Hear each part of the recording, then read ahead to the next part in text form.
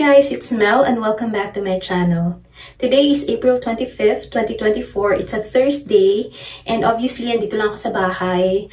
Kakatapos ko lang maligo and I'm just cleaning up. Wala naman akong planong lumabas. Mag-freshen up lang. Lalagay ng konting foundation.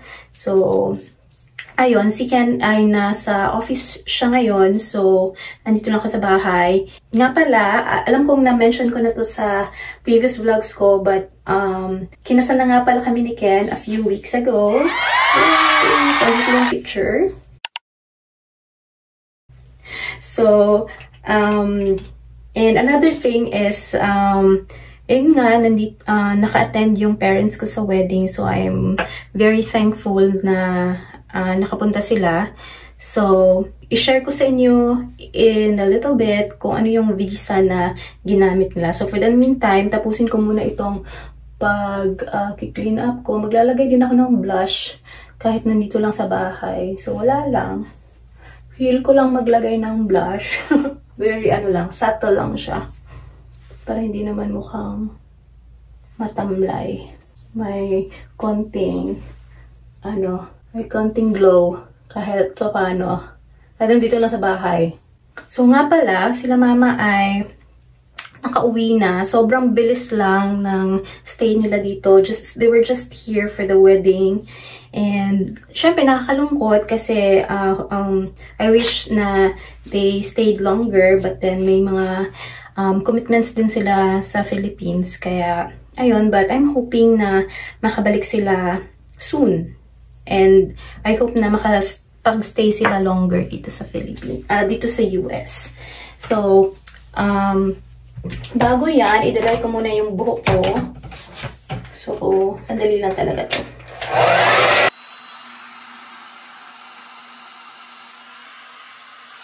So, ayun nga, sina mama ay nakauwi na. And then, just in case may mga iba sa inyo na curious kung ano yung visa na ginamit nila papunta sa US. So, they both have a multiple entry tourist visa. So, si Papa ay may visa na siya dati pa. So, around 3-4 years ago ay pumunta siya ng US. So, ayun. And then, si Mama naman ay nag-apply siya just this year. Nung day na lumipad kami sa US, so gabi yun. So, nung umaga nun ay nagpa-interview siya. And then, awan ng Diyos ay nag-grant sa kanya yung multiple entry na tourist visa. So, pagkatapos ng interview ay hinatid nila kami sa airport para yun na yung day kasi na palipad kami ng US. So, very happy kasi kahit paano ay nakapunta sila dito for the wedding. And then, i-share ko rin sa inyo na yung kay Mama ay DIY lang talaga yung pag-apply namin. So, ako yung tumulong sa kanya na mag-fill out ng DS-160. Tinulungan ko rin siyang mag-gather ng mga documents na possible na hanapin sa kanya during the interview. So, siguro in my next vlog, i-share ko din kung ano yung mga questions na tinanong sa kanya. So, just to give you a background, si Mama ay matagal nang hindi nag-work. So, maliliit pa kami ay nag-resign na siya sa work niya sa bank para alagaan kami. And then, although meron naman silang mga properties, sila Mama at Papa, and then, si Mama ay wala nga pala siyang travel history abroad. So, yun yung first time niyang mag-travel abroad nung pumunta sila dito sa US. So, yun yung, yung background niya para, just to give you a context na, hindi imposible na magkaroon ka ng tourist visa kahit zero travel history ka abroad. So, ayun. And then, i-share ko sa inyo quickly kung ano yung mga documents na dinala niya dun sa interview. So, andito yung aking notes. Amazing talaga kasi hindi namin in-expect. So, everything was really a blessing.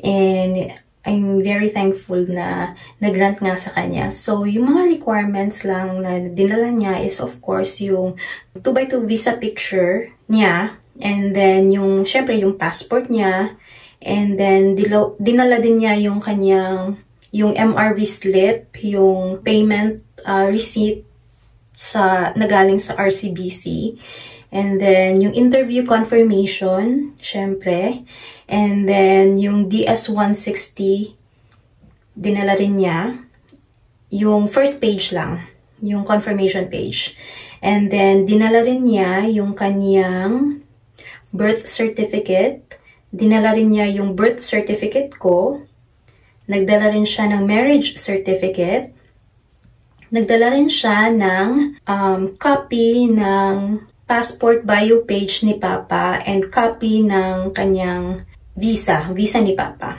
So, photocopy lang yun. And then, dinala rin niya ang photocopy ng aking passport and visa. And then, nagdala rin siya ng bank statements, land titles, photocopy lahat. And then, nagdala rin siya ng wedding invitation namin. And then, nagprint din kami ng screenshot ng aming wedding website.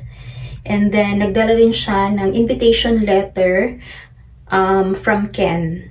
So, aside sa wedding invitation, gumawa kami ng invitation letter. So, ayun lang. Yun lang yung dinala niya. And, actually, yung pinakita niya during the interview, yung hinanap is yung passport with visa ni Papa. Yun lang. Yun lang talaga yung hinanap niya. So, on my next video, i-share ko kung ano yung mga questions na tinanong sa kanya. So, I hope nakatulong and I hope nakapag-inspire itong video na to. So, huwag kayong mamawala ng pag-asa.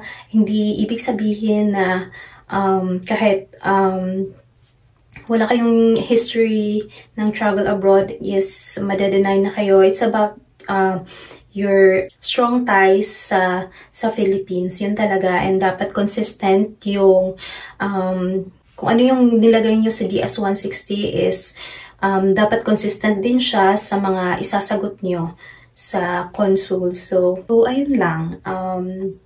Stay tuned for my next vlog. Thank you for watching, guys, and I hope to see you on my next one. God bless.